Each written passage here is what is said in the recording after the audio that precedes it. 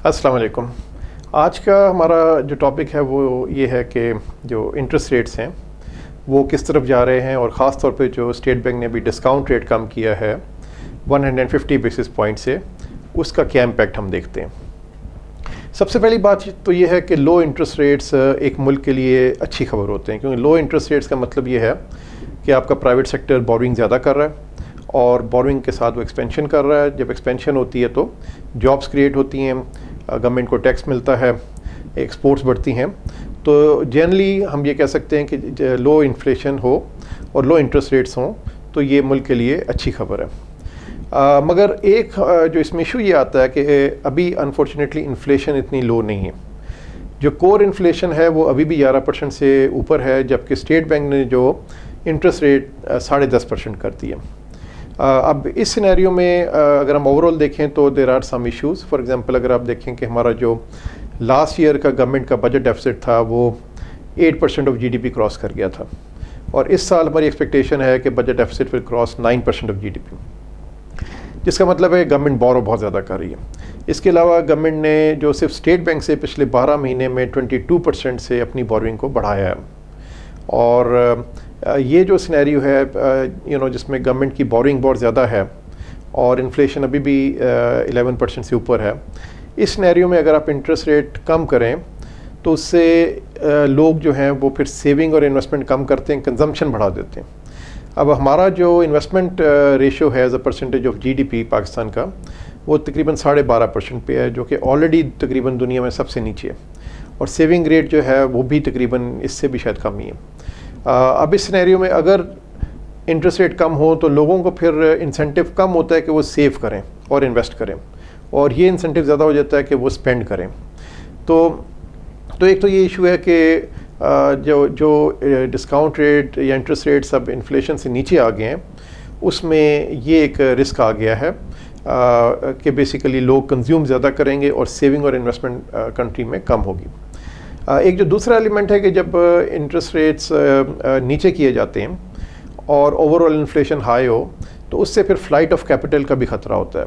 मैं इसकी एग्जांपल इस तरह देता हूँ कि लेट्स से इस टाइम अगर मैं डॉलर में पैसे रखता हूँ तो मुझे 2% का रिटर्न मिलता है, और अगर मैं रुपये में लेता हूँ फॉर एग्जांपल तो मुझे 13% का रिटर्न मिलता है। तो अगर मेरी एक्सपेक्टेशन है कि डिवैल्यूएशन 10% होगी तो मैं रुपये में रखूँगा, क्योंकि रुपये पे 13 मिल रहा है और डॉलर पे 2% मुझे रिटर्न मिल रहा है, प्लस 10% की डिवैल्यूएशन का बेनिफिट आ जाएगा, तो मेरा रिटर्न 12 हो जाएगा।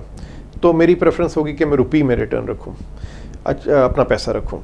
अच्छा, अगर आप उसको देख लें कि लेट्स से मुझे अब रुपये पे let's say T bill rate अब 10% दे रहा है, तो मैं अगर रुपये में रखता हूँ तो मुझे 10% मिल रहा है, डॉलर पे भी मुझे वही 2% मिल रहा है। मगर अगर डिवैल्यूएशन 10 होती है तो 10% डिवैल्यूएशन का बेनिफिट प्लस 2% डॉलर रिटर्न 12 हो गया, जबकि मुझे रुपये टर्म्स में टी बिल पे 10 मिल रहा है। तो अब मेरा ये इंसेंटिव होगा कि मैं अपना जो पैसा है उसको रुपये में रखने के बजाय डॉलर में रखूं।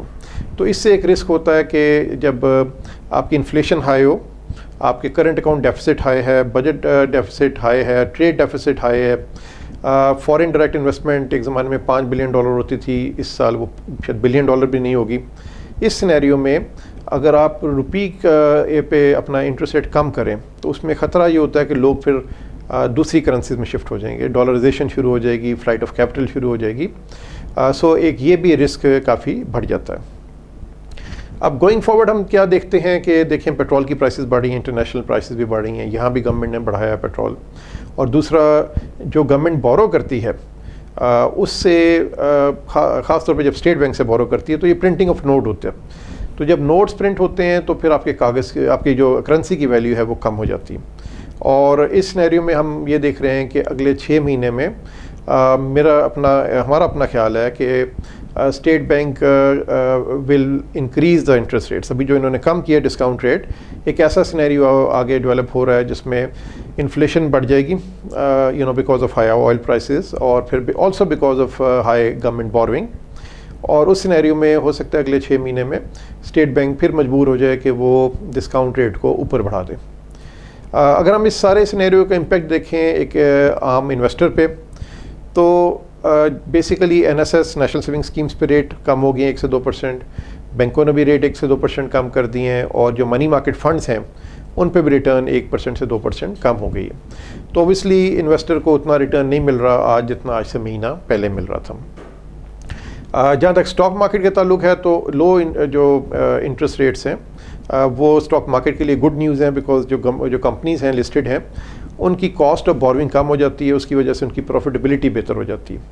और हमने देखा है कि जब से ये स्टेट बैंक ने डिस्काउंट रेट कम किया है तब से अब तक तकरीबन 4-5% स्टॉक मार्केट ऊपर जा चुकी है। अब इस सिनेरियो में जो हम इन्वेस्टर्स को एडवाइस करते हैं कि क्योंकि एक रिस्क है कि आगे जाके इंटरेस्ट रेट्स दोबारा बढ़ जाएंगे, तो अपनी जो इन्वेस्टमेंट्स है उसको एक तो शॉर्ट टर्म रखें, बजाय ये कि वो 10 साल का PIB ख़रीदें, तो वो दे आर बेटर ऑफ कि वो 6 महीने का या 3 महीने का T-बिल ख़रीद लें, ताकि अगर रेट बढ़ें तो फिर वो हाई रेट्स का फ़ायदा उठा सकें, हाई रेट पे इन्वेस्ट कर सकें। और दूसरा वो फ्लोटिंग रेट इंस्ट्रूमेंट्स में रहें rather than fix rate. Floating rate TFCs इस तरह हैं, तो जब इंटरेस्ट रेट बढ़ते हैं तो उनका रेट भी हाई हो जाता है, तो इन्वेस्टर्स प्रेफर करें कि वो फ्लोटिंग रेट में रहें रादर देन फिक्स रेट। तो this is our overall scenario for this month. Thank you very much for your time. हाफिज़।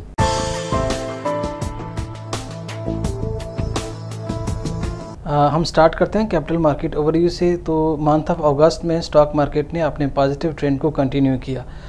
इसकी मेन वजूहत क्या थी? एक तो ये कि जो रिज़ल्ट सीज़न था इसमें मोस्ट ऑफ द कंपनीज़ ने अच्छे रिज़ल्ट पोस्ट किए हैं, उनका पे आउट भी हेल्दी रहा है। सेकेंडली जो है सुप्रीम कोर्ट ने NRO की इम्प्लीमेंटेशन डेडलाइन को एक्सटेंड किया, जिससे जो पॉलिटिकल अनसर्टेनिटी थी वो काफ़ी हद तक कम हुई।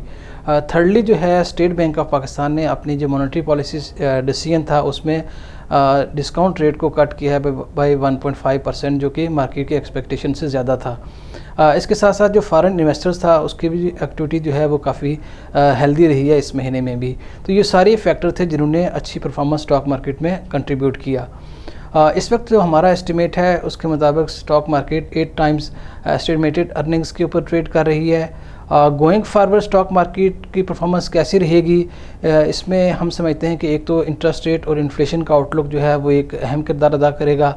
इसके साथ साथ फॉरेन इन्वेस्टर्स की एक्टिविटी और फॉरेन फ्लोज़ जो हैं वो किस तरह से मटीरियलाइज़ होते हैं, ये भी एक अहम किरदार होगा। और हम समझते हैं इसके साथ साथ जो अहम वजह है वो है पॉलिटिकल जो कंडीशंस हैं वो किस तरह से डेवलप होती हैं, और स्पेशली जो है वो इलेक्शंस के अनाउंसमेंट के बारे में कोई न्यूज़ जो है वो भी एक अहम ट्रिगर होगा स्टॉक मार्केट के लिए। अगर हम इंटरेस्ट रेट की बात करें तो सेकेंडरी मार्केट में इंटरेस्ट रेट ने जो पॉलिसी रेट कट था उसको रिफ्लेक्ट किया, और जो है PKRBs और काइबोर ने जो हमने उसको नीचे देखा है। अब आगे जो नेक्स्ट मॉनेटरी पॉलिसी डिसीजन है स्टेट बैंक का वो डिपेंड करेगा इन्फ्लेशन के ऊपर। अभी तक जो हम FY13 की बात करें तो जुलाई के महीने में inflation year on year CPI जो है वो 9.6% था, जो कि अगस्त के महीने में डिक्रीज़ होकर 9.1% रहा है। तो अगर ये इन्फ्लेशन जो है वो सिंगल डिजिट में रहती है तो मार्केट में एक एक्सपेक्टेशन बिल्ट हो रही है कि शायद जो है वो स्टेट बैंक जो है वो पॉलिसी रेट फर्दर जो है वो कट कर सके। तो ये एक अहम, अगर ये ऐसा होता है तो ये स्टॉक मार्केट के लिए काफ़ी पॉजिटिव रहेगा। अगर हम मूव ऑन करें और नफ़ा के जो की फ़ंड्स हैं उसकी परफॉर्मेंस की बात करें तो हम स्टार्ट करते हैं नफ़ा गवर्नमेंट सिक्योरिटीज़ लिक्विड फ़ंड से। ये एक AAA रेटेड फ़ंड है बाय पैकरा, जो कि AA रेटेड बैंक्स में और AAA रेटेड ट्रेजरी बिल्स में इन्वेस्ट करता है। इस फंड ने मंथ ऑफ अगस्त में 12% पर एनम रिटर्न दिया है, जबकि FY13 में इसने 11.2% रिटर्न दिया था, जबकि सिंस लॉन्च से इसका जो रिटर्न है वो 11% पर एनम रहा है। नेक्स्ट जो नफ़ा का की फ़ंड है वो है नफ़ा मनी मार्केट फ़ंड।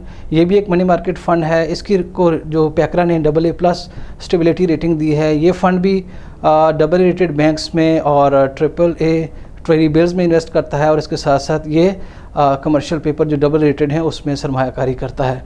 इस फंड ने मंथ ऑफ अगस्त में काफ़ी हेल्दी परफॉर्मेंस दी है, 13.9% पर एनम रिटर्न दिया है, जबकि FY13 में 12.2% इसका रिटर्न था, और सिंस लॉन्च से इसने 11.1% पर एनम रिटर्न दिया है।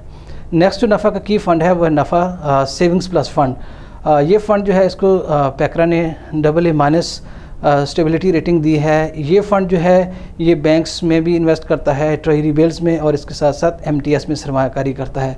इस फंड ने मंथ ऑफ अगस्त में 11% पर एनम रिटर्न दिया है, जबकि FY13 में इसकी परफॉर्मेंस 10.6% पर एनम रही, जबकि सिंस लॉन्च से 10.7% इसका रिटर्न रहा है।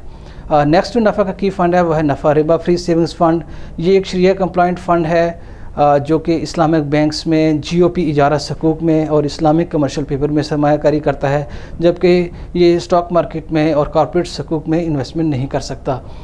इस फंड ने मंथ ऑफ अगस्त में 10.6% पर एनम रिटर्न दिया है, जबकि FY 13 में इसका रिटर्न 10.4% रहा है, जबकि सिंस लॉन्च से 10.6% पर एनम रहा है।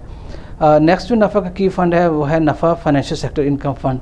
ये एक यूनिक फ़ंड है जो कि जिसको अपने सरमाए का 70% तक जो है वो फाइनेंशियल सेक्टर में इन्वेस्ट करना होता है, और इसके साथ साथ ये फ़ंड जो है वो डबल रेटेड के जो TFCs में सिर्फ उसी में सरमायाकारी कर सकता है, इससे कम में इसको अलाउ नहीं है। ये फ़ंड जो है ये स्टॉक मार्केट में सरमायाकारी नहीं कर सकता। इस फंड ने मंथ ऑफ अगस्त में 11.2% पर एनम रिटर्न दिया है, जबकि FY 13 में भी इसका रिटर्न 11.2% पर एनम रहा है, जबकि सिंस लॉन्च से इसका रिटर्न 12.4% सालाना रहा है। नेक्स्ट जो नफ़ा का की फ़ंड है वो है नफ़ा एसेट एलोकेशन फ़ंड। ये फ़ंड जो है वो मनी मार्केट में, डबल रेटेड के डेट सिक्योरिटीज़ में और स्टॉक मार्केट में सरमायाकारी करता है। इस फंड ने मंथ ऑफ अगस्त में 4.4% कम्युलेटिव रिटर्न दिया है अपने इन्वेस्टर्स को, जबकि FY 13 में यानी जुलाई और अगस्त के महीने जो है इसमें इसने 8.5% कम्युलेटिव रिटर्न दिया है, जबकि सिंस लॉन्च इन अगस्त 10 जो है इसने 48% के करीब इसने रिटर्न दिया है अपने इन्वेस्टर्स को। नेक्स्ट जो नफ़ा का की फ़ंड है वो है नफ़ा स्टॉक फ़ंड।